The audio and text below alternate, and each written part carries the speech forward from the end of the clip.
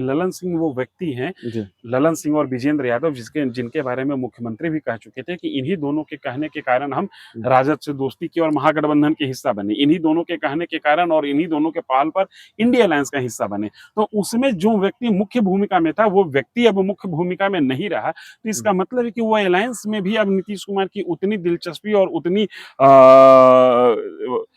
क्या कहते हैं, नीतीश कुमार उस तरीके से उस अलायंस में अब रहने की इच्छा में नहीं होंगे। अगर ऐसी संभावना बनती है तो फिर जिस बात के आसार प्रबल हैं वो यही है कि बिहार विधानसभा को भंग करके फ्रेश मैंडेट लेने की बात हो सकती है। सभी लोग देखिए, बड़ा सवाल है, क्या बिहार विधानसभा भंग होगा? क्या बिहार में 2024 में ही विधानसभा के चुनाव होंगे? इस बात की चर्चा अब बिहार की राजनीति के गलियारों में जोर पकड़ने लगी है। इसको हम समझने की कोशिश करेंगे। हमारे साथ द लेट्स डिस्कस के संपादक, बिहार के जाने माने पत्रकार धीरेन्द्र सर हैं।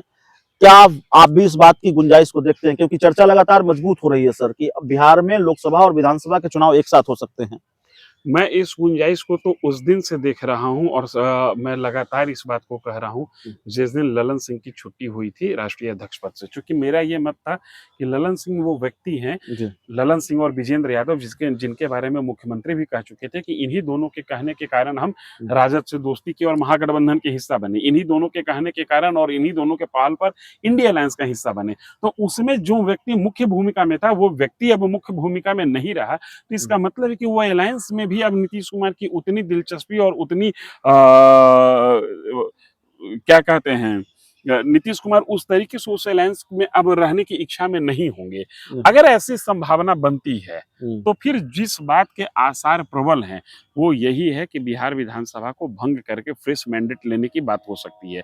इसलिए कि अगर नीतीश कुमार महागठबंधन का हिस्सा नहीं रहेंगे, इंडिया अलायंस का हिस्सा नहीं रहेंगे, तो सरकार अल्पमत में आ जाएगी। आप कहिएगा कि बीजेपी के साथ मिलकर सरकार बना सकते हैं, मैं कहूंगा कि नहीं। इसलिए ऐसा नहीं होगा कि बीजेपी को फिर अपने कार्यकर्ताओं को समझाना मुश्किल हो जाएगा कि उस व्यक्ति को तुरंत समर्थन क्यों दिया गया जिस व्यक्ति ने समर्थन लेने और छोड़ने का एक परिपाटी खड़ी कर दी हो पलटने का। अगर तो ऐसी स्थिति में विधानसभा को भंग किया जा सकता है और जब चुनाव नजदीक होंगे तो उस समय पुरानी दोस्ती को नए परिभाषा और नए तर्कों के साथ फिर से खड़ा किया नहीं जाएगा। अगर नीतीश कुमार ये चाहते भी हैं तो फिर पेचीदगी क्या है? दिक्कत कहाँ आ सकती है या दिक्कत कहाँ आ रही है?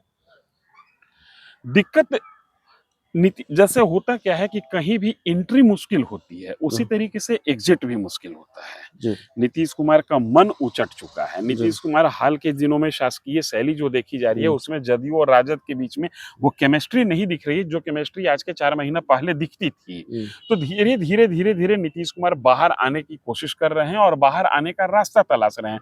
आपने देखा होगा कि इंडिया अलायंस में अभी सीट शेयरिंग पर बात कंक्रीट रूप से आगे बढ़ी नहीं है। नीतीश कुमार ने अरुणाचल में अपने कैंडिडेट का ऐलान कर दिया, बिहार में भी एक सीट पर अपने कैंडिडेट का ऐलान कर दिया।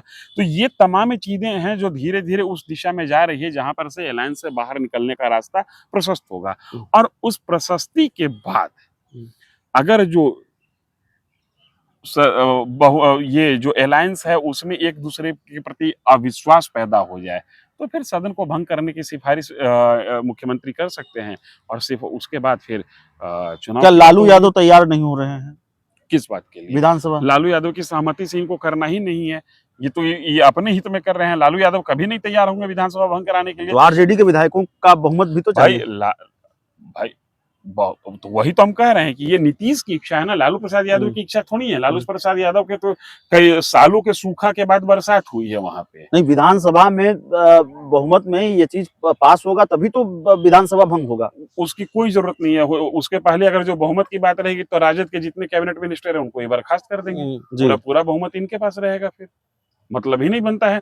अरे भाई, कैबिनेट से ही प्रस्ताव पारित कराना होगा ना। राजद के जो कैबिनेट मिनिस्टर होंगे उनको बर्खास्त कर दिया जाएगा।